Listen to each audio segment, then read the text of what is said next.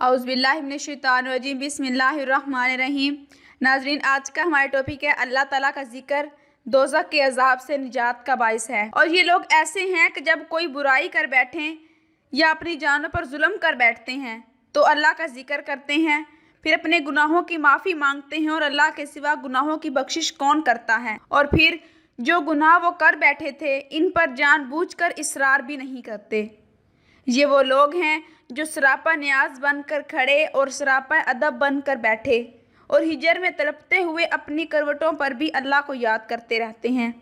اور آسمانوں اور زمین کی تخلیق میں کار فرما اس کی عظمت اور حسن کے جلووں میں فکر کرتے رہتے ہیں، پھر اس کی معرفت سے لذت آشنا ہو کر پکار اٹھتے ہیں، اے ہمارے رب، تو نے یہ سب کچھ بے حکمت اور بے تدبر نہیں بنایا، تو سب کوتاہیوں اور مجبوریوں سے پاک ہے، بس ہمیں دوزخ کے عذاب سے بچا لے۔ اور ہم اس دن دوزخ کو کافروں کے سامنے بالکل عیاں کر کے پیش کریں گے۔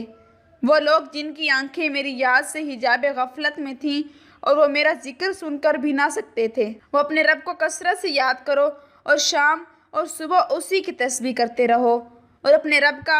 اپنے دل میں ذکر کیا کرو، عاجزی و زاری اور خوف و خستگی اور میانہ روی آواز سے پکار کر بھی۔ صبح و شام یاد حق جاری رکھو اور غافلوں میں نہ ہو جاؤ۔ وہ رات دن اس کی تسبیح کرتے رہتے ہیں اور معمولی سا واقعہ بھی نہیں کرتے۔ اللہ کا یہ نور ایسے گھروں، مساجد اور مراکز میں میسر آتا ہے جن کی قدر و منزلت کے بلند کیے جانے اور جن میں اللہ کے نام کا ذکر کیے جانے کا حکم اللہ نے دیا ہے۔ یہ وہ لوگ ہیں کہ اللہ والے ان میں صبح و شام ان کی تسبیح کرتے ہیں،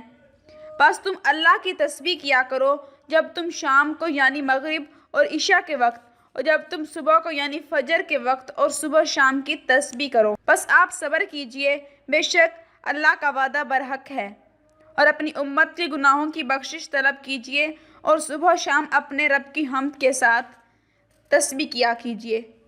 سو آپ ان باتوں پر جو وہ کہتے ہیں صبر کیجئے اور اپنے رب کی حمد کے ساتھ تسبیح کیجئے، طلوع آفتاب سے پہلے اور غروب آفتاب سے پہلے، اور رات کے بعد اور صبح میں اس کی تسبیح کیجئے اور نماز کے بعد بھی۔ اور اے حبیب مکرم، ان کی باتوں سے غم زدہ نہ ہوا کریں اور اپنے رب کے حکم کی خاطر صبر جاری رکھیے۔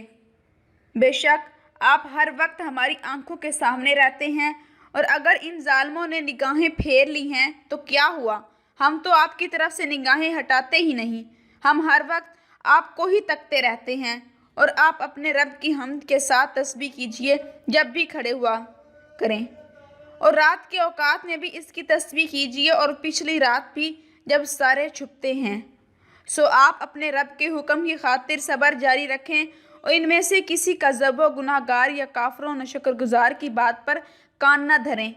اور صبح و شام اپنے رب کے نام کا ذکر کیا کریں، اور رات کی کچھ گھڑیاں اس کے حضور سجدہ ریزی کیا کریں، اور رات کے بقیہ طویل حصے میں اسی کی تسبیح بیان کیا کریں۔